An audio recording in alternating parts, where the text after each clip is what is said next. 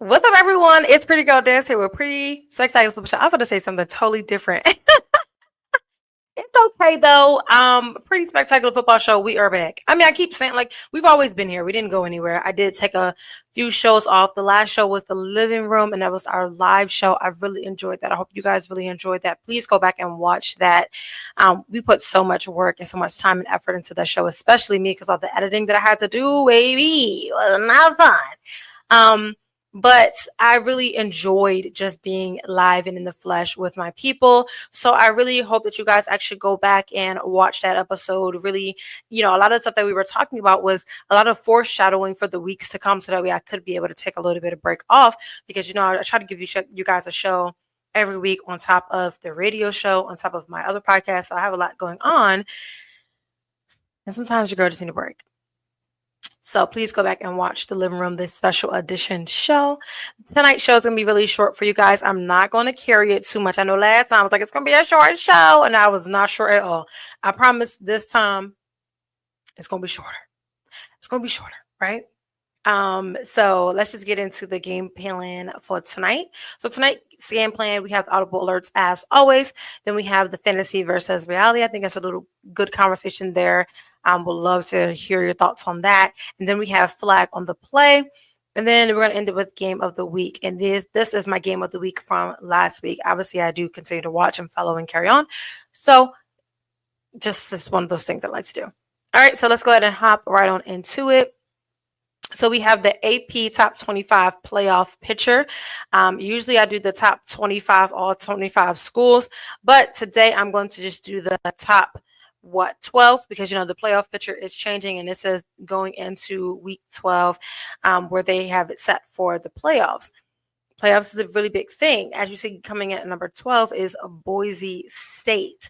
And if you notice, there are some teams that are not on here, and that is Georgia and SMU. SMU was I believe they still are at the top of the ACC, so that's a little bit surprising here.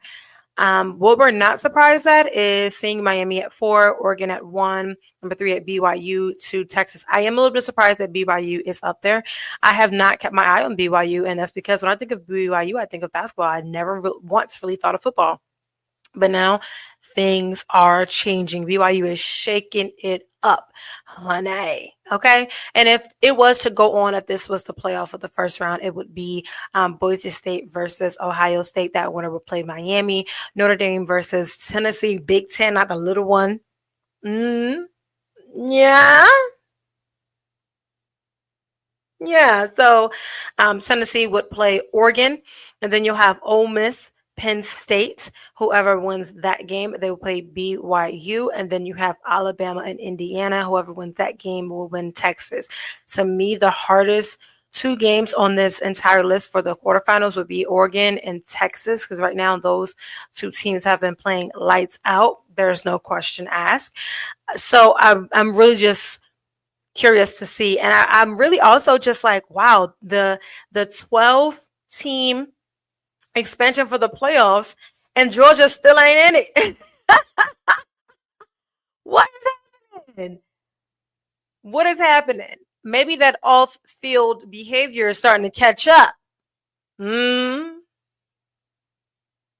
do love how Tennessee has consistently made the racks. You know what? Next show, I'm going to have my Tennessee Vols shirt on.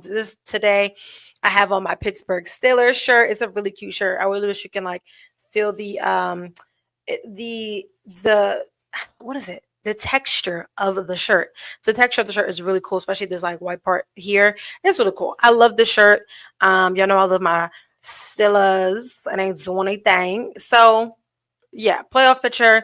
I mean, to me, it's too close to tell, but if I had to select a winner from each to move on for each round, I would say it's going to be Ohio State, because the way they beat the brakes off their last time they played. I think it's going to be Ohio State. I think Tennessee pulls out one in a nail biter. Ole Miss, I feel like they pull out one in a nail biter as well. I feel like they've gotten consistently better this season. I feel like Ole Miss is back, like the Ole Miss football that I've consistently known. I feel like they are so back. And then I'm going to say Alabama, because I think that Alabama I don't know. I feel like Alabama is one of those good playoff teams. And then from there, if I had to pick, I'm going to say Ohio State beats Miami. I'm going to say Oregon. I hate to say it. I'm going to say Oregon beats Tennessee. I'm going to say, I'm going to do, I don't know. I'm going to say BYU beats Ole Miss. I mean, low key, Penn State and Ole Miss is going to be that game that you really don't know, but something is just like, I'm just giving Ole Miss a little benefit of the doubt. I don't know. And then Alabama and Indiana, I know I said Alabama. And then from Texas and Alabama, I'm going to say Texas. And then I'm going to say Texas beats BYU to make it to the Natty. As I've always said, I always thought that Texas was going to the Natty this year. And then I said Ohio State and Oregon. Something tells me, I don't know, something in my heart is telling me that Ohio State is going to come from out of nowhere. And I feel like Ohio State will beat Oregon, and then it'll be Oregon and Texas in the Natty. And then I think, did I say Oregon? No, Ohio State. It'll be Ohio State and Texas in the Natty, and Texas wins the Natty. I just said that. Okay, I'm going to move on now. Tell me what you think about that. Do you agree? Do you disagree? Do you know, I know those Nittany Lion fans are going to be like, how dare you say Ole Miss is going to beat us? But even still, if Penn State does move to the quarterfinals, I do not think they're going to be BYU as of right now. So they still are not going to win a Natty. So there's that. But I think that's a good prediction. I wish I would have had different slides where I filled them in. Maybe in my post editing, I'll add it in so you can actually see my full prediction there. Who knows? Moving on, though, for audible alerts, we're going to move on to NFL updates. I'm only going to really the NFL has really surprised me in a lot of different ways. A lot of teams that are just like trash. I did not expect them to be trash like the New Orleans Saints. I didn't expect that. They won those 2 games, and then it was like, wah, wah, wah. It was like they only they won 3 games. I don't know. But they only were here to beat Dallas. And then once they beat Dallas, they just like fell to the wayside. I don't know what's happening here. Don't know what's happening at all. You got teams that are just, known for being good and they're still good, like the Chiefs and the Ravens. And then you have teams that are like, they're a lot better than I thought. And we had that argument on the last show with the Vikings. And then teams that were expected to do great things coming into this season, like the Jets getting their quarterback and Aaron Rodgers, that they definitely did not. And then you got some teams that are just like strictly on the fence. For me, I feel like those teams that are on the fence are always just those teams that fall at the bottom of, wild card Saturdays and Sundays or whatever when it comes to playoffs. But in terms of this, we're going to be talking about trade deals and a deadline. So the deadline for the trade was actually Election Day. So it was on November the 5th. And then before last show, we had a lot of other talks about the moving parts. So Devontae Adams going to the Jets was one. Amari Cooper going to, where did he go? The Chiefs, the Browns, the Chiefs. He went somewhere. He went to the Chiefs. I don't know. We talked about him in the last show. So this show is not about him. But these trade deals are, I'm going to say the notable winners here were the Ravens, Chiefs, Vikings, and the Steelers. And that's not just me saying that too. I also looked it up, and a lot of people feel the same way. Now, I feel like the Ravens are just the team that just keeps on teaming. I feel like the Ravens are taking on the identity that the Eagles took on that one year when they literally were just adding all these pieces and they were overloading their roster and they would just add. And then, they want to have this super strong team, this super dream team to, get to the Super Bowl. But look what happened. They didn't win. And now their season is like they're on the fence. They went from being this top dominating team to now being on the fence. And I feel like sometimes it works and sometimes it doesn't. I always feel like the Ravens are a good team, and that's me as a Pittsburgh fan saying that. I've always thought that the Ravens were a good team, and I hate to say that, obviously, for obvious reasons. But it's like when you look at it, we keep adding and adding. It's like, okay, but how much more do we need right now? I know Ravens fans and all that is very happy about it. But, the Ravens did take Diontae Johnson, who was a Steeler at one point. If you remember me doing the show, I was super upset about that because I'm like, what? What were we thinking? What were we doing? So we got rid of Johnson. He went to the Panthers, and then I guess the Panthers are just, the Panthers are trying to get themselves set for the draft. That's really what they're trying to do. I don't care what you say. I said what I said. So they move him, and the Ravens pick him up and they take him. So the Ravens have another weapon on offense, as if they needed it. And then you have DeAndre Hopkins, how he goes from the Titans to the Chiefs. I think that was a beautiful fit. I think that he looks like he's supposed to be there. He looks like he's meant to be there. Seeing him play and getting his first touchdown as a Chief, it's just like, it was chef's kiss, and it should have happened a really long time ago, in my opinion. Then you have Cam Robinson. He goes from the Jaguars, which the Jaguars are also getting ready for the draft at this point in the season, and he goes to the Vikings. The Vikings with Sam Darnold, Justin Jefferson, Dallas Turner over there. So you got all those people doing great things over there, and you're just adding in that extra protection for the quarterback. So I think that was a great, great, great move for them. They definitely won that in trade. And then Mike Williams goes from the Jets to the Steelers, and I think that was a win for Pittsburgh, adding in that wide receiver to be a complementary to George Pickens. And then you have, Russell Wilson really stepping into that leadership veteran position and really leading the team and taking the team places. I know a lot of us were like, we like Justin, and we still do. We still love Justin. We want him to be there. We really hope that he is our guy, and we hope that his time behind Russell can really help him mold and maneuver into the quarterback that he is going to be, because that'll be an amazing, explosive, nice, younger, youthful team when you have, Justin out there with George and Mike and I don't know what Najee Harris situation is going on. I don't know. But it'll be great, especially the other players that are out there. So that was a win. That was definitely a win. And then you have your notable losers, because they didn't really do much of what they needed to do. They tanked it, if you want to be honest, and that's the Dallas Cowboys. But the Dallas Cowboys have been tanking. I mean, ever since Dak tanked the season to then end up on injury reserve to now you have to rely on Cooper Rush. And no shade, Cooper has done great things when he's had to step in, but it's like y'all paid him all that money for him to miraculously get hurt now, and now he's out for the season after your season is basically over. And y'all don't do anything in terms of trade or anything, like losers. The Cleveland Browns, you lost, but you didn't gain. I mean, picking up draft picks, I guess that is a good enough gain. A lot of these teams are actually, like I said, getting ready for the draft. They're not even looking at the season anymore. They're getting ready for the draft. And the last one on the list was the Saints. The Saints are also getting ready for the draft. They did beat the Falcons. So I know that's a great thing, because they lost the first game against the Falcons, and then they won the last one, and that's always a big thing for them. So I mean, congratulations there. I do want to put out this fun fact though. Since week 1, there has been 18 trades that have involved 19 different players. As you know, I've covered them as much as I could. Some of the players are not prevalent. I don't want to say that this is not right. Doesn't they're not prevalent. They're just not as like ta-da type of vibes. Okay, you get what I'm saying. So lots of things have been going on with this season, and around this time, after the trade is really where it starts to simmer for a little bit, and then as we get closer and closer and closer to playoffs and it starts to build up, that's when teams really start to take off. I mean, if you know football, then that's literally what happens every time.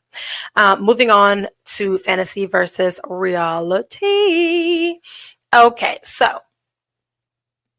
Lions are unstoppable.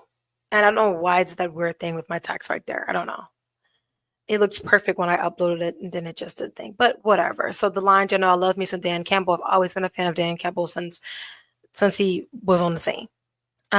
So the Lions right now are one of the, as they say, they're one of the most complete, one of the most dominating, polished, overall grits of a team, and they feel like they are the top dogs for getting to the Super Bowl. I don't know if you feel the same way. I'm just saying what's being reported on, and this is what's being reported. I don't know. I don't know. I always have that back of my mind inclination. I'm like, do we ever just like cancel out Patrick Mahomes and the Chiefs? No, we do not. Again, of course, they're unbeatable right now. By very slim margins too at that. They've won games on slim margins, but I don't know. Some people will say this is the best team in the NFL right now. I don't know. Other people would argue that there's other best teams. I don't know, guys. What do you guys think? I really hate that I did not want this green screen in here because it always does some weird thing. Is it on this side? No, it's on the other side. It's over here. Like, I don't like that weird thing, Like, you see that? I don't like that. I don't like that at all. But no, the Lions are really good. They are dominating. I have nothing bad to say about them, honestly. Like I said, I love me some Dan, and I feel like they're going to make a strong run as they did the year before, the year before that. They're going to do great. So Lamar for the 3-peat MVP. Is he the best player in the league right now? It's been brought up that he's the best player in the league right now. Some would beg to differ. It'd be like, well, he's only as great as the team that's around him. Some would say that Derrick Henry is better, is playing better than he is. Some people would say, well, without, Derrick Henry and the rest of the line and everybody else they're adding to add to him, that's why he's great. Some people will say, last season they were like, he didn't deserve the MVP. They said he didn't have the numbers. And now this season they're like, well, he got the numbers this season now. So what y'all going to say? So it's a lot of argument here. Lamar, is he the best player in the NFL right now? Is he? That's a head scratcher. That's a doozy. There's no denying that this man is one of the most talented players in the NFL, that he is likely one of the best players. There's no question for that. But is he worthy of getting the MVP for the third year or the third time? Is he? When you look at other people's numbers, look at other people's things. And in this conversation, a lot of people are not including Patrick Mahomes in this conversation, which, okay. But we gotta look across. I think that Derrick Henry's a great run for this. Do I think that an MVP could be coming out of Baltimore? Absolutely. And again, I'm a Steelers fan, but I'm very, very objective when it comes to these different things. We know this. But I mean, I don't know. What do y'all think? Is this a fantasy or is this the reality? Is it the reality that he's going to get a 3-peat? The reality needs to be, though, that he gets to the Super Bowl and wins the Super Bowl. He has won 2 MVP awards and has not won a Super Bowl since he's been in the league. And I know some people want to say, oh, you being a great player, you don't have to have a Super Bowl championship or whatever. But it's like, okay, you say what you want. You say that, but I don't know. I feel like part of that, like, signification of you being the GOAT or being a great or being, the best, is winning the Super Bowl. So I don't know. I think this is a conversation that we're going to keep our eyes on, though, for sure. For sure. Yeah. And we're going to move on to flag on the play. Now, the 2 that were here that we're going to talk about are topics that were brought up to me. I said I need to talk about them. So here we are. So this first one is Miami cooked. All week we've been hearing, oh, Miami lost an attack. Miami lost an attack. Okay. Dr. Speck, we even got on a phone call today. And he was like, Cam Ward is not as good as I thought he was. Seeing him in person. Okay. And of course, I'm like, well, maybe he just had a bad game. He's like, maybe. He's very poised, though. He's gonna say that to this like you say it like that. But I'm saying, like, I think people are overreacting here. Did you just not see week 12 AP poll top 12 who's going in the playoffs? They lost one game. One game. They lost one game this entire season. Their season is not tanked and in the trash. It's not. They're not playing like the Seminoles. They're not Georgia. It's overreacting. I think it's an overreach. I think it's an overreaction. They're fine. He's fine. They're fine. Now, if they lose the next, they start losing, might have to, okay? You guts to win the rest of the games. But I think it's an overreach. I think it's an overreaction. I don't think that Miami's cooked. Flag on the play. That's wrong. I don't care what nobody says. I've been a Miami rooter from the beginning. Do I think they'll make the natty now? No. Don't think they're going to make it to the natty based off of how they played against Georgia Tech. But again, it could have been a bad game. I don't know. But I don't think that Miami's cooked. All the fear-mongering going on, just let it go. If they tank their season, then they will tank their season. They lost one game. Relax. That's all I got to say about that. Moving on. Is Mahomes a cheater? Okay, flag on the play. Literally, flags on the play. In this particular topic and situation, everybody always says that Mahomes gets special treatment. He gets preferential treatment. He is a new Tom Brady. And okay. And I feel like there's like two sides to this hatred train, right? Or it's either you love him or you hate him type of situation. And then the same thing with Tom Brady. Is if you love him or you hate him. It's like if you hate this guy, then you're saying he's a cheater. He's the cheater. He's a baby and he be cheating, right?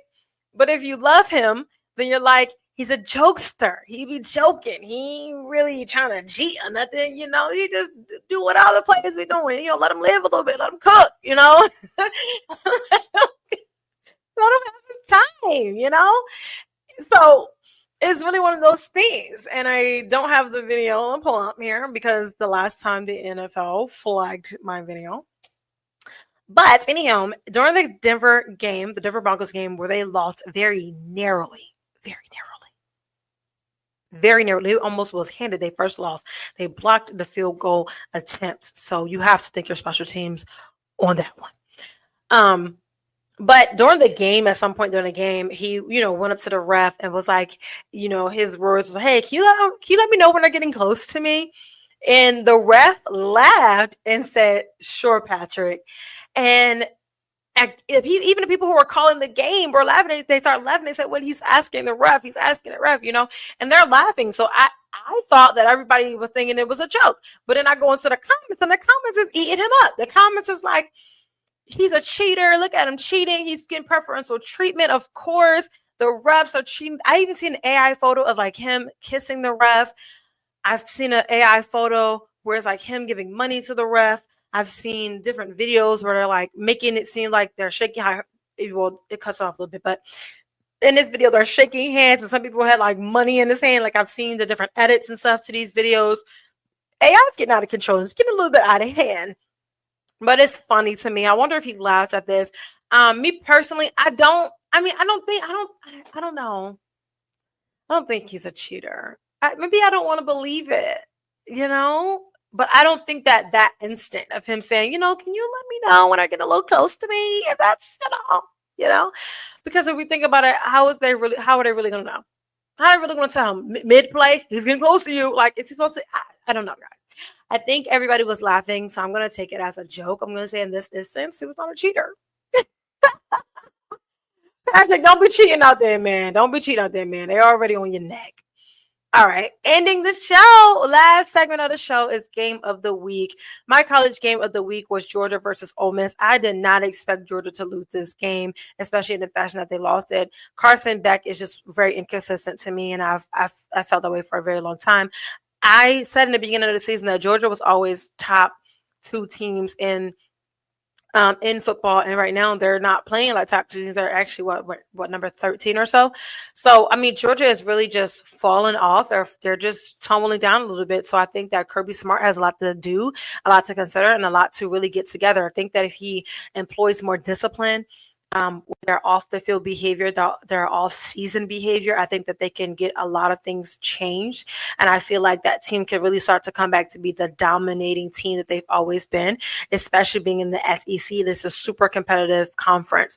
So I just wasn't expecting Georgia to lose at all, in my opinion. Ole Miss, to me, like I said, Ole Miss looks like they are so back. This is the Ole Miss football that I've known and grown up to know. Like, Ole Miss has always been a powerhouse football team, in my opinion, whether you agree or you don't agree. When I learned about football, Ole Miss was always one of those teams that were highly talked about. So for them to go ahead and meet their mark and, keep their spot within the top 25 and to beat Georgia, and right now looking like they will be making the playoffs and Georgia will not be.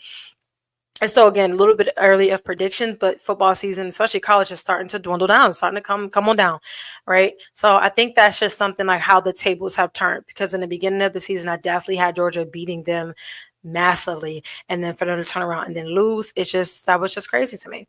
All right, and then the last game of the week for me was the Lions versus the Texans. The Texans. This was a nail-biter game to me. I did watch it, and I was so stressed for CJ Stroud. I love me some CJ Stroud. I couldn't even say it so much. I was saying it so fast.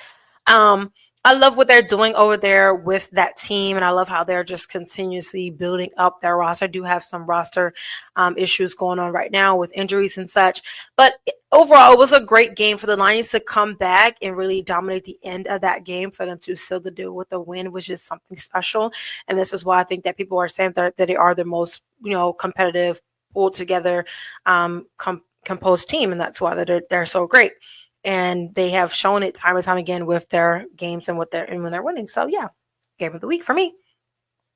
And then that's it, guys. So please make sure that you guys are liking, sharing, and following on all social media platforms at MTNV Sports, as well as PG Love Sports. I love you guys for watching. I always appreciate the support that you give me from the sliding in my DMs to let me know I'm doing so great, to the reposting of the content, from the watching on YouTube, the subscribers. Thank you so much. Please make sure you're subscribing. I'm trying to get my numbers up on YouTube, because I definitely want to get to the point where I can start to really monetize in a way that I want to monetize. But either way, thank you for watching this very short show. And now it's time to go. Oh, wait, before I go, I'm not going to play the video because I'm already at the end. Thank you to the sponsor for MTNV Sports, the Ozell brand. Remember, it's not just a brand, it's a lifestyle. Please check them out, Ozell brand. Type it in the Googles and figure it out, and make sure you're doing what you're supposed to do, and have a great rest of the week. See you next time. Bye.